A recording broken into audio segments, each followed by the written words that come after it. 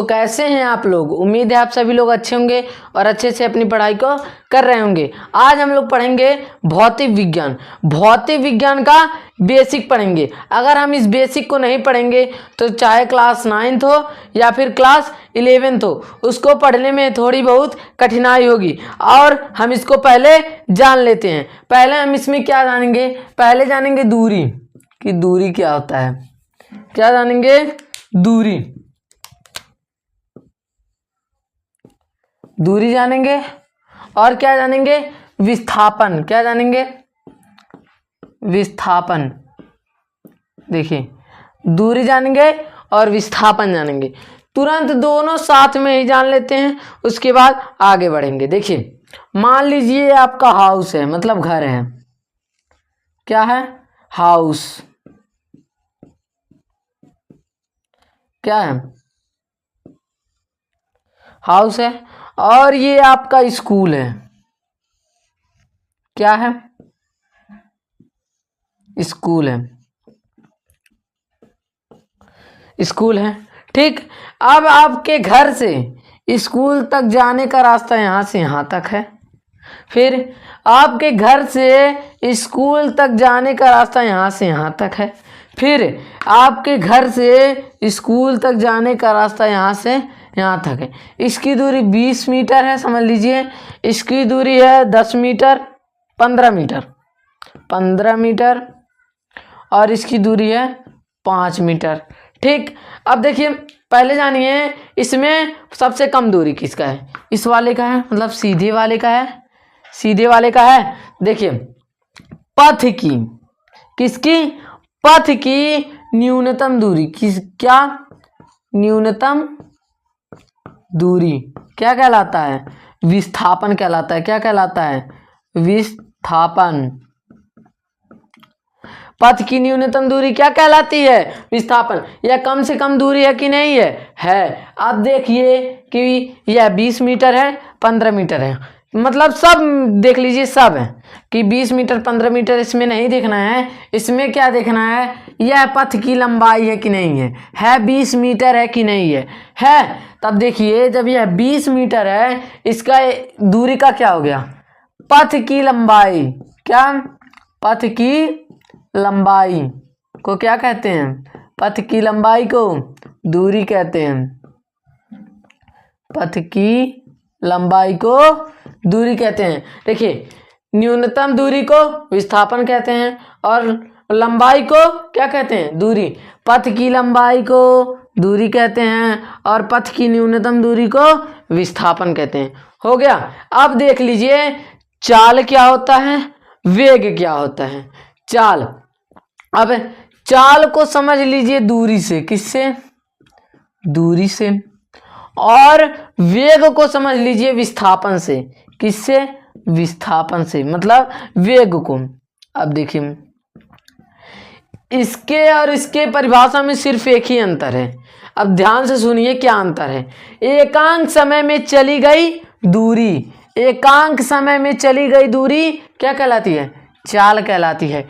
एकांक समय में तय की गई या फिर चली गई दूरी चाल कहलाती है, मतलब चाल कहलाती है। फिर वेग में एकांक समय में चला गया यानी कि तय किया गया विस्थापन वेग कहलाता है। क्या कहलाता है? वेग कहलाता है। देखिए, एकांक समय में तय की गई दूरी क्या कहलाती है? क्या? चाल कहलाती है। फिर एकांक समय में तय की गई विस्थापन वेग कहलाता है। अब देखिए, चाल बराबर क्या होता है? चाल बराबर ये इसी का है कि चाल बराबर क्या होता है? दूरी बटे समय। क्या होता है? दूरी बटे समय। फिर वेग बराबर क्या होता है? वेग बराबर क्या होता है? वेग बराबर होता है, इसमें दूरी था, इसी के जगह पर विस्थापन कर दीजिए। विस्थापन बटे समय। विस्थापन बटे समय। फिर देखिए, अब देखिए इसमें दूरी कौन सी राशि है? राशि को अभी हम आगे पढ़ेंगे, पहले समझ लीजिए क्या कौन है। दूरी कौन सी राशि है और चाल कौन सा राशि है? दूरी और चाल एक ही राशि है, यानी कि अदिश राशि है। क्या है? अदिश राशि है। दूरी और चाल अदिश राशि है। वेग और विस्थापन, वेग और विस्थापन कौन सी राशि है? सदिश राशि है। ठीक, वेग और विस्थापन सदिश राशि है। अब देख लीजिए कि वेग का मात्रक क्या होता है। क्या? वेग का मात्रक। वेग का मात्रक जानने से पहले जान लीजिए दूरी का मात्रक क्या होता है। दूरी का मात्रक होता है मीटर। क्या होता है? मीटर। और विस्थापन का मात्रक होता है, विस्थापन का भी मात्रक होता है मीटर। ठीक, विस्थापन का मात्रक मीटर। तो वेग का मात्रक हो जाएगा मीटर प्रति सेकेंड। ठीक, अब देखिए त्वरण कि त्वरण क्या होता है। त्वरण, त्वरण का परिभाषा यह है, वेग परिवर्तन समय की दर को त्वरण कहते हैं। क्या कहते हैं? त्वरण कहते हैं। वेग परिवर्तन समय की दर को त्वरण कहते हैं। वेग परिवर्तन समय की दर को त्वरण कहते हैं। वेग परिवर्तन समय की दर को क्या कहते हैं? त्वरण कहते हैं। अब देख लीजिए त्वरण का मात्रक। त्वरण का मात्रक है, त्वरण का मात्रक है मीटर प्रति सेकेंड, सेकेंड स्क्वायर। मीटर प्रति सेकेंड स्क्वायर। अब जान लीजिए बल। बल क्या होता है? पहले देखिए बल। बल का मतलब क्या होता है? बल, हमारे पास बल है कि हम किसी भी वस्तु को, मतलब अगर वह चल रहा है उसको हम रोक सकते हैं, अगर वह रुका हुआ है उसको हम चला सकते हैं। फिर देखिए तब वही उसका परिभाषा हो जाएगा। बल वह धक्का या खिंचाव है। क्या है? बल वह धक्का या खिंचाव है जो, मतलब बल वह धक्का या खिंचाव है जिसके द्वारा हम किसी भी वस्तु को गति की अवस्था में ला सकते हैं या उसे विरामावस्था में ला सकते हैं। इसका एक और परिभाषा है, सुनिए। बल को F से प्रदर्शित करते हैं। किससे प्रदर्शित करते हैं? F से। फिर इसका एक और परिभाषा है द्रव्यमान। द्रव्यमान तथा त्वरण के गुणनफल को क्या कहते हैं? द्रव्यमान तथा त्वरण के गुणनफल को बल कहते हैं। द्रव्यमान को m से प्रदर्शित करते हैं। किससे प्रदर्शित करते हैं? m से। त्वरण को a से प्रदर्शित करते हैं। हो गया द्रव्यमान तथा त्वरण के गुणनफल को क्या कहते हैं? बल कहते हैं। गुणा का चिन्ह दिखता नहीं है, मतलब इसको ऐसे ही लगा देते हैं, ऐसे हो गया। ठीक, अब देखिए बल, बल का बल वह धक्का या खिंचाव है जिसके माध्यम से हम किसी भी वस्तु को, मतलब गति की अवस्था से विरामावस्था में ला सकते हैं, विरामावस्था से गति की अवस्था में ला सकते हैं। फिर द्रव्यमान तथा त्वरण के गुणनफल को क्या कहते हैं? बल कहते हैं। फिर देखिए अब बल का मात्रक, यानी कि इसका बराबर है, मतलब इसके यम का मतलब है द्रव्यमान, मास, द्रव्यमान, और ए का मतलब है त्वरण। क्या है? त्वरण, त्वरण। फिर देखिए अब बल का मात्रक, इसका द्रव्यमान का मात्रक होता है kg यानी किलोग्राम। त्वरण का मात्रक होता है मीटर प्रति सेकेंड स्क्वायर, मीटर प्रति सेकेंड स्क्वायर। ठीक है, अब देखिए इसका मात्रक मिला दीजिए, दोनों का गुणा करिए, इन दोनों का गुणा, F का मात्रक निकल जाएगा, यानी कि बल का मात्रक निकल जाएगा। kg हो गया, क्या हो गया? kg हो गया। फिर देखिए मीटर हो गया, प्रति सेकंड हो गया, स्क्वायर हो गया बल का मात्रक। एक मात्रक हुआ, एक और मात्रक है इसका न्यूटन। क्या है? न्यूटन। ठीक, फिर इसी बल का मात्रक CGS पद्धति में, किसमें? CGS पद्धति में डाइन है। क्या है? डाइन। CGS पद्धति में डाइन है। क्या है? डाइन। ठीक, भौतिक राशियां कि भौतिक राशियां क्या होती हैं, किसे कहते हैं भौतिक राशियां? देखिए भौतिक राशियां वे निकाय, क्या? वे निकाय जिनका मापन संभव हो उसे भौतिक राशियां क्या कहते हैं? क्या कहते हैं? भौतिक राशियां कहते हैं। भौतिक राशियां वे निकाय जिनका मापन संभव हो उसे क्या कहते हैं? भौतिक राशियां। निकाय मतलब क्या? वस्तु। किसी वस्तु का मापन ही क्या हो? क्या है? भौतिक राशियां। ठीक, अब देखिए भौतिक राशियां कितनी प्रकार की होती हैं।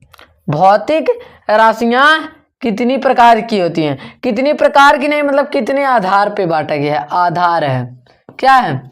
आधार है कि भौतिक राशियों को कितने आधार पर बांटा गया है। इन्हें दो आधार पे बांटा गया। आप कौन कौन देखिए। पहला दिशात्मक के आधार पे। किसके? दिशात्मक के आधार पर। दिशात्मक के आधार पर। दूसरा है निर्भरता के आधार पे। निर्भरता के आधार पर। निर्भरता के आधार पे। देखिए अब दिशात्मक के आधार पे कितने प्रकार के होते हैं राशियां। दिशात्मक के आधार पर राशियां दो प्रकार की होती हैं। राशियां दो प्रकार की होती हैं। पहला सदिश राशि। सदिश राशि। दूसरा है अदिश राशि। क्या है? अदिश राशि। फिर अब देखिए कि निर्भरता के आधार पर राशियां कितने प्रकार की होती हैं। देखिए निर्भरता के आधार पर राशियां कितनी प्रकार की होती हैं कि मतलब निर्भरता के आधार पर राशियां कितनी प्रकार की होती हैं।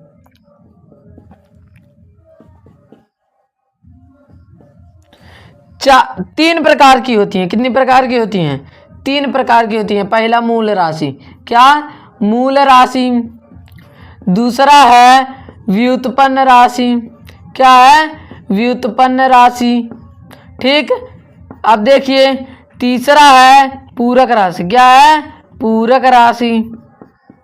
अब देखिए अब क्या होगा कि सदिश राशि किसे कहते हैं और अदिश राशि किसे कहते हैं। देखिए सदिश राशि किसे कहते हैं? क्या? सदिश राशि किसे कहते हैं? सदिश राशि। देखिए सदिश मतलब जिसमें दिशा क्या हो? जिसमें दिशा हो, दिशा प्लस परिमाण।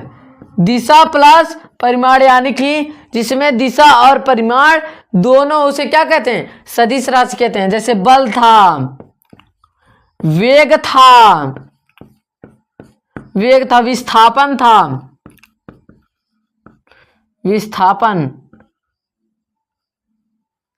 विस्थापन आदि कर दीजिए।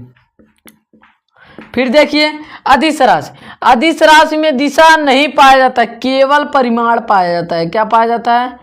केवल परिमाण पाया जाता है। केवल परिमाण पाया जाता है। जैसे दूरी, चाल, दूरी, चाल आदि कर दीजिए। ठीक, अब हम इन तीनों के बारे में अगली क्लास में जानेंगे। क्या? इन तीनों यानी कि मूल राशि, व्युत्पन्न राशि और पूरक राशि, तीनों के बारे में अगली क्लास में जानेंगे। अगर आपको वीडियो अच्छा लगा हो तो वीडियो को एक लाइक एंड चैनल को सब्सक्राइब करें। जय हिंद।